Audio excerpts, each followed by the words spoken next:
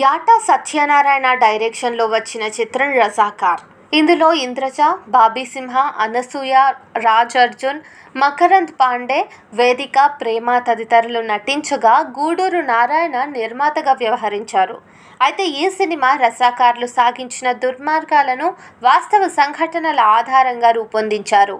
ఇందులోంచి విడుదలైన posters, teaser, ట్రైలర్లు అందరినీ మెప్పించాయి. అంతేకాకుండా పలు వివాదాలు కూడా ఈ సినిమా మీద తలెత్తాయి. ఈ మూవీ ఓ వర్గాన్ని కించపరిచేలా ఉందంటూ రిలీజ్ అడ్డుకోవాలని association for protection of civil rights petition దాఖలు చేసింది. అయినప్పటికీ అవన్నీ దాటుకుని ఎట్టకేలకు ఈ సినిమా నేడు మార్చి 15న థియేటర్స్లో విడుదలైంది. భారతదేశానికి ఆగస్టు 15, 1947 రోజున స్వాతంత్ర్యం వచ్చినప్పటికీ నిజాం పాలనలో ఉన్న హైదరాబాద్ స్టేట్ దానిని అమలు చేయలేదు.